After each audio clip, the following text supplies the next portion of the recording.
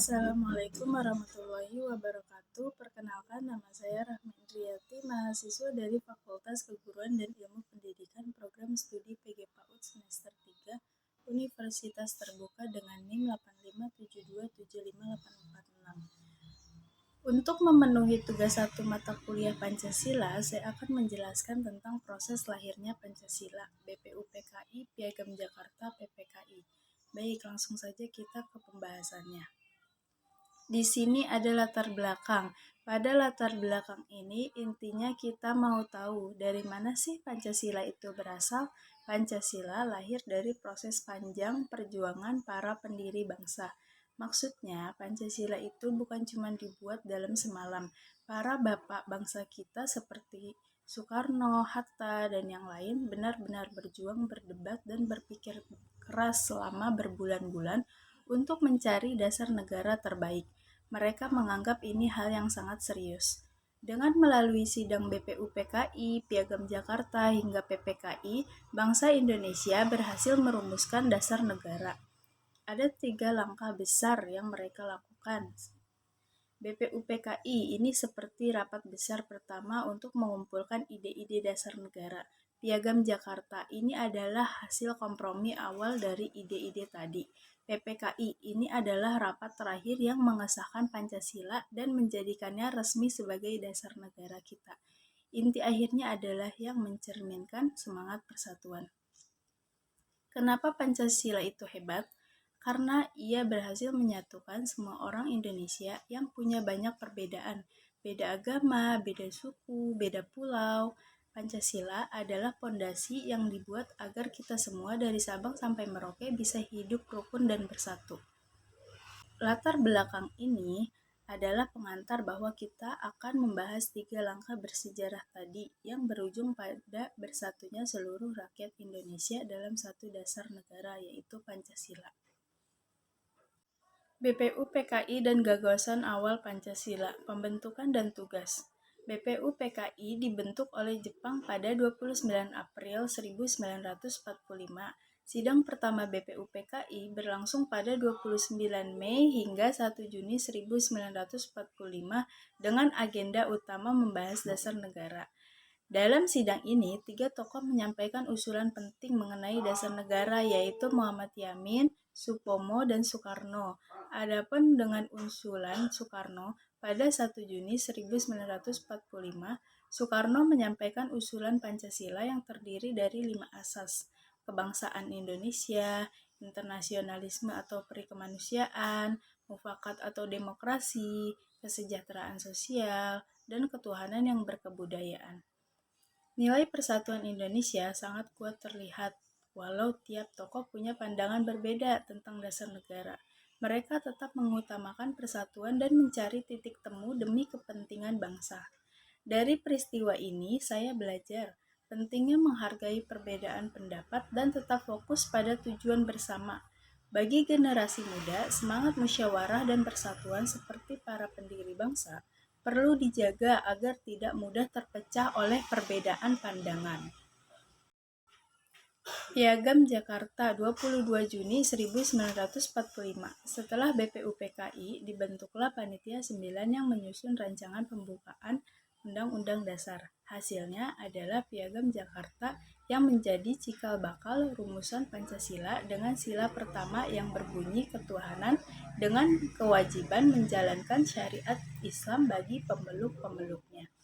Piagam Jakarta menjadi penting karena berhasil menjadi jembatan antara golongan nasionalis dan Islam. Nilai ketuhanan yang Maha Esa dan keadilan sosial tampak jelas. Para tokoh menyepakati dasar negara harus berlandaskan keimanan dan moralitas, serta mengandung keadilan bagi semua golongan. Peristiwa ini mengajarkan saya pentingnya keseimbangan antara nilai agama dan kebangsaan. Generasi muda harus meneladani semangat toleransi para pendiri bangsa yang mampu merumuskan dasar negara dengan bijaksana dan menghormati keberagaman. PPKI dan pengesahan Pancasila, 18 Agustus 1945. Setelah proklamasi kemerdekaan, PPKI mengesahkan Undang-Undang Dasar 1945, menetapkan Pancasila sebagai dasar negara dan konstitusi resmi, lalu memilih Soekarno-Hatta sebagai Presiden dan Wakil Presiden pertama Republik Indonesia.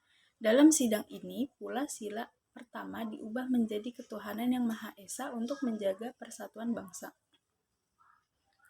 Nilai kerakyatan dan persatuan Indonesia sangat nyata. Para pemimpin menunjukkan kebesaran hati dan semangat gotong royong dalam mengambil keputusan penting demi keutuhan bangsa. Saya belajar bahwa kemerdekaan bukan hanya hasil perjuangan fisik, tetapi juga kebijaksanaan moral.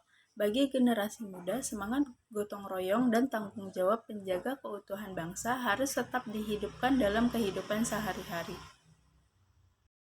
Nilai-nilai Pancasila yang tercermin, gotong royong dan musyawarah. Nilai ini tercermin dari semangat kompromi yang ditunjukkan oleh para pendiri bangsa, khususnya saat merumuskan Piagam Jakarta dan saat mencapai kesepakatan perubahan sila pertama di sidang PPKI. Persatuan. Para pendiri bangsa selalu meletakkan kepentingan bangsa di atas kepentingan kelompok atau golongan saat merumuskan dasar negara. Toleransi. Nilai ini ditunjukkan secara nyata melalui keputusan mengubah sila pertama demi menghargai perbedaan agama dan budaya di seluruh Indonesia, sehingga semua elemen bangsa merasa diakomodasi. Nasionalisme. Seluruh proses perumusan Pancasila dilandasi oleh cinta tanah air dan semangat kemerdekaan untuk menciptakan fondasi bagi negara yang berdaulat. Nilai kerakyatan dan persatuan Indonesia sangat nyata. Para pemimpin menunjukkan kebesaran hati dan semangat gotong royong dalam mengambil keputusan penting demi keutuhan bangsa. Sebagai penutup, kita perlu menarik pelajaran berharga dari proses lahirnya Pancasila dan relevansinya bagi generasi muda saat ini. Pelajaran yang dapat diambil, proses lahirnya Pancasila mengajarkan kita tentang kebesaran jiwa para pendiri bangsa. Mereka rela mengesampingkan kepentingan pribadi atau golongan demi kepentingan bangsa yang lebih besar. Pelajaran pentingnya adalah pentingnya kompromi untuk mencapai kesatuan. Kita harus mampu berkompromi dan berlapang dada menerima perbedaan pandangan. Mengutamakan persatuan. Kita harus meneladani semangat para pendiri bangsa untuk menjaga persatuan di tengah perbedaan yang ada. Relevansi nilai Pancasila bagi generasi muda saat ini. Nilai-nilai Pancasila tetap relevan dan wajib kita amalkan dalam kehidupan sehari-hari. Toleransi dan keberagaman. Di era digital, nilai toleransi menjadi sangat penting untuk memerangi ujaran kebencian dan perpecahan. Generasi muda harus menjadi pelopor dalam menghargai perbedaan agama, suku, dan budaya, nasionalisme, dan karakter. Generasi muda perlu menunjukkan cinta tanah air tidak hanya melalui semangat kemerdekaan, tetapi juga dengan menjadi generasi yang berkarakter, bertanggung jawab, dan toleran. Sebagaimana disampaikan oleh Soekarno, bangsa yang besar adalah bangsa yang menghargai jasa para pahlawannya. Cara terbaik kita menghargai jasa mereka adalah dengan terus mengamalkan nilai-nilai Pancasila dalam kehidupan berbangsa dan bernegara. Sebagai penutup, mari kita renungkan kembali semangat para pendiri bangsa, semangat gotong royong, dan musyawarah, semangat toleransi, dan semangat persatuan. Nilai-nilai ini adalah bekal kita. Kita harus meneladani semangat para pendiri bangsa agar Pancasila tetap menjadi dasar negara yang kokoh. Ingat, bangsa yang besar adalah bangsa yang menghargai jasa para pahlawannya. Oleh karena itu, mari kita buktikan bahwa kita adalah generasi yang mampu menjaga persatuan di tengah perbedaan dan mengamalkan Pancasila dalam setiap langkah kita. Sekian pembahasan tentang proses lahirnya Pancasila dari saya. Terima kasih, kurang lebihnya mohon maaf. Wassalamualaikum warahmatullahi wabarakatuh.